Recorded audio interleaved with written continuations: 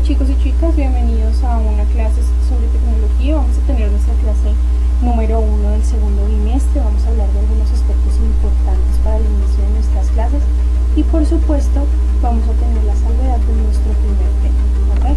Para empezar entonces vamos a tener en cuenta nuestro cuadro de parcelación. En él vamos a tener información importante, empezando por nuestros logros desde el superior hasta el bajo, apuntándole por supuesto siempre al superior. Tenemos nuestros desempeños y actividades relacionados con nuestros temas en lo concerniente a lo cognitivo, procedimental, actitudinal y por supuesto nuestra autoevaluación y la bimestral.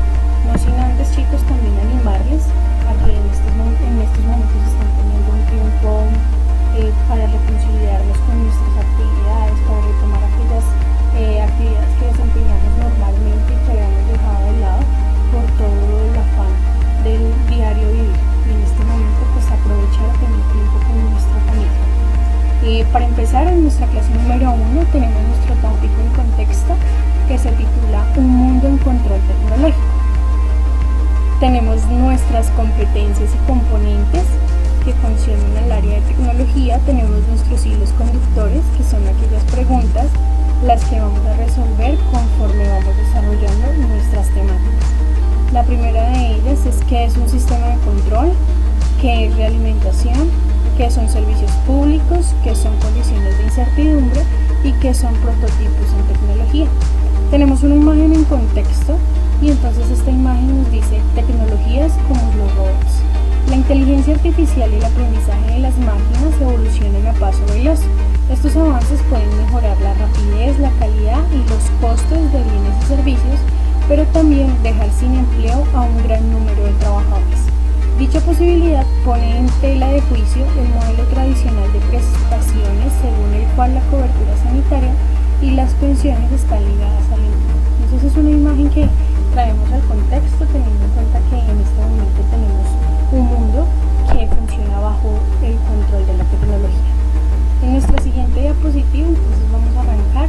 En este momento es prudente que cojan su cuaderno, su lápiz y tomen apuntes frente a las diferentes situaciones que vamos a ir planteando en el desarrollo de la presentación. Entonces tenemos un ¿sabías qué? Ese ¿sabías qué? Es algo bien curioso porque entonces nos está contando la historia de un chico que se llama Pratnam Kailan, y entonces él es considerado uno de los programadores más jóvenes del mundo. Actualmente tiene 9 años y este chico hizo una entrevista y él manifestó que a la edad de 2 años empezó a utilizar el primer ordenador. También esto lo cuenta en su página web, y entonces él dice que a los 6 años empezó a escribir programas de software y páginas web.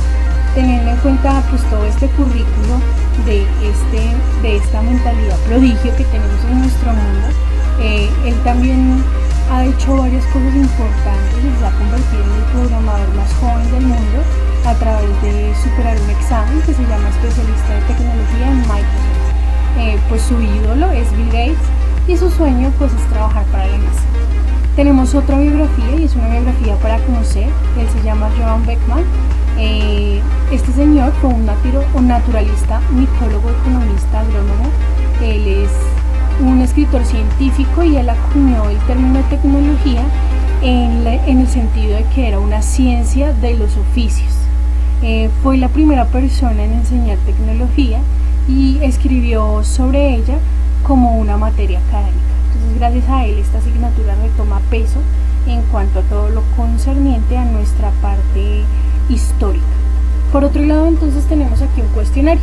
Este cuestionario es el que vamos a poder desarrollar al final de la presentación. Acá está el link, sin embargo se los voy a enviar y a través de la presentación, cuando la terminemos, entonces la idea es que nos remitamos al link y contestemos todas las preguntas que tienen que ver con el tema. ¿Listo? Entonces vamos a arrancar. Para eso entonces es necesario definir este primer concepto. Entonces el primer concepto son los artefactos. Entonces es un concepto que, si bien es manipulado en diferentes contextos, es necesario definir. Entonces un artefacto es una manifestación tecnológica. Son herramientas, son aparatos, son dispositivos, instrumentos, inclusive máquinas y otros cuantos dispositivos que nosotros trabajamos, y tienen una gran variedad de funciones, como todas las imágenes que encontramos ahí en la diapositiva. Se trata entonces de los productos manufacturados que son percibidos como bienes materiales para la sociedad. Entonces ese es el concepto que tenemos de artefacto y tenemos algunos ejemplos. En segundo lugar, es necesario definir qué es un proceso. Entonces, en general nosotros nos servimos de muchísimos procesos, pero para definirlo es necesario tener en cuenta que son fases sucesivas de una operación que permite la transformación de recursos y situaciones para lograr un objetivo claro. Es decir, puede ser un producto y un servicio esperado. En particular, los procesos tecnológicos incluyen la identificación del propósito, también los recursos disponibles y los procedimientos requeridos para la obtención de un producto o un servicio. Por lo tanto, podemos manifestar que en este momento involucran actividades de diseño, planificación, logística, manufactura, mantenimiento, etc. Todas estas actividades se manifiestan, por ejemplo, en actividades como la agricultura, la pasteurización de la leche, el diseño, confección de prendas de vestir y la producción de libros e inclusive de alimentos. Por otro lado, tenemos otro concepto importante y van a ser los sistemas. Los sistemas en general son concebidos como conjuntos, entonces acá tenemos imágenes que podemos acudir a un sistema de transporte, a un sistema médico, a un sistema operativo, pero es necesario definir. Entonces, los sistemas en general son conjuntos o grupos de elementos que componen un diseño para lograr un objetivo de manera colectiva. Entonces, este conjunto de grupos de elementos o componentes interconectados son los sistemas, y hablamos de qué tipo de sistemas tecnológicos.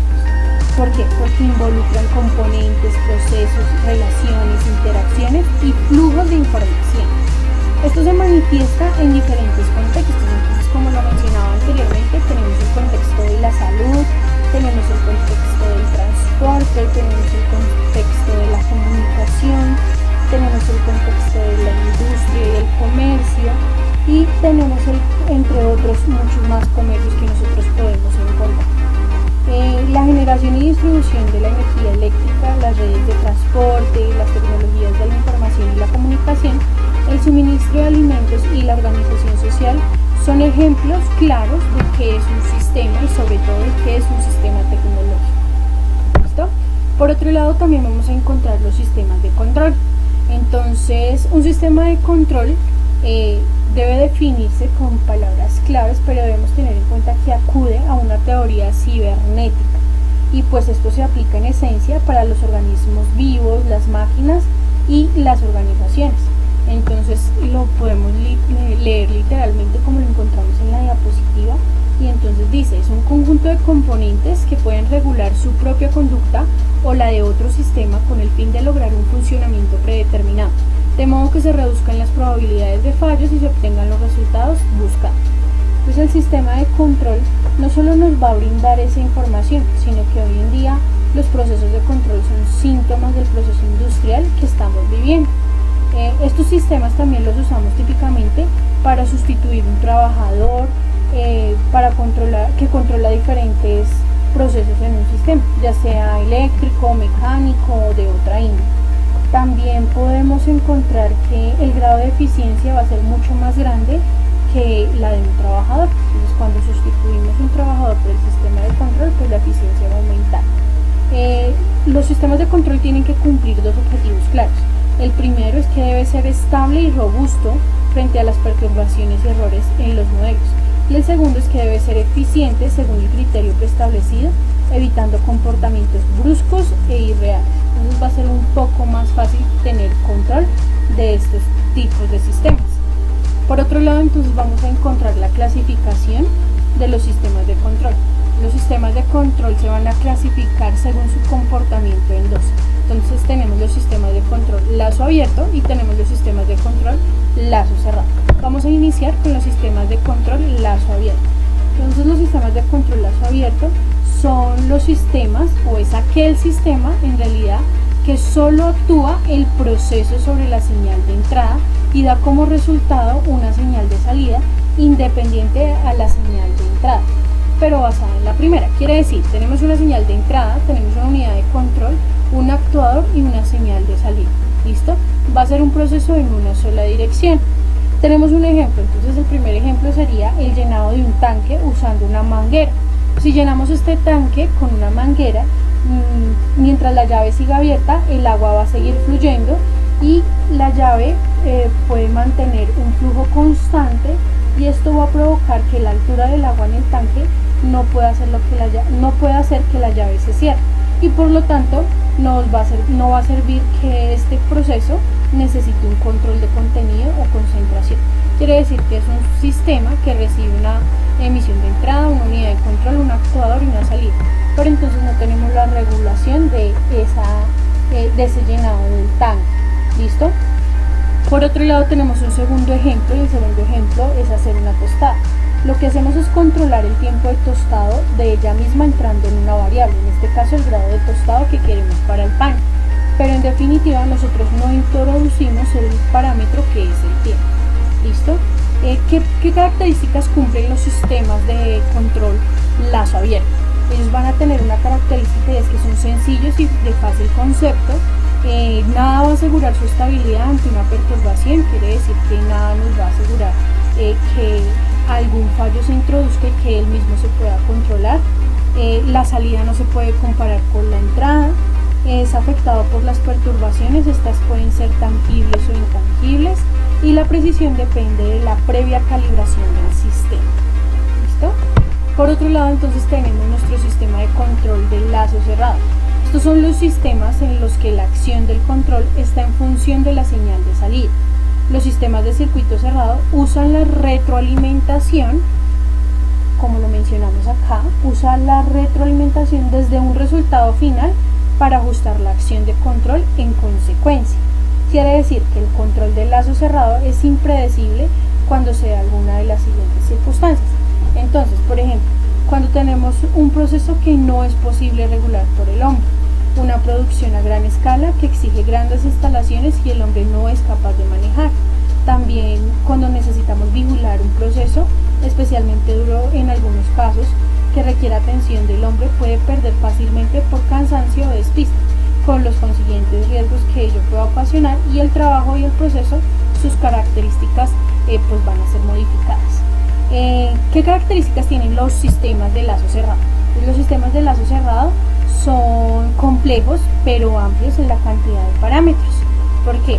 Ya no vemos que son como los sistemas de lazo abierto, que son en una sola dirección, sino que debido al actuador y a la señal de salida, pues vamos a tener un proceso de retroalimentación que va a permitir una mayor efectividad en ese sistema de control. Estos sistemas se caracterizan por su propiedad de retroalimentación, como lo mencioné, y también son estables a perturbaciones y variaciones internas. ¿Por qué? Gracias al proceso de retroalimentación, entonces ellos van a permitir tener una estabilidad frente a todas las perturbaciones que se puedan presentar. Uno de los ejemplos que podemos mencionar entonces es que un sistema de lazo cerrado es un termotanque, y es el termotanque de agua que podemos utilizar para bañarnos. Otro de los sistemas también es un regulador de nivel de gran sensibilidad de depósito. Entonces quiere decir que este es un regulador de nivel, quiere decir que este regulador puede tener el movimiento de la boya, que la boya va a ser esta, ¿sí? También es considerada una compuerta, y entonces ella va a producir una obstrucción en un chorro de aire o gas a baja presión. Esto se produce en cambios de presión que afectan a la membrana de la válvula de paso. Pues quiere decir que tenemos una válvula de presión, tenemos una válvula de cierre y de paso, válvula de vaciado, y quiere decir que él mismo va a tener el control de todo el sistema. Quiere decir que esto está programado para que a través de su sistema de retroalimentación pues emita una señal de salida óptima. ¿Listo? Finalizando nuestra presentación, entonces hasta aquí tenemos nuestro inicio con todo lo que concierne a los sistemas de control de salida. Muchas gracias por su atención, chicos.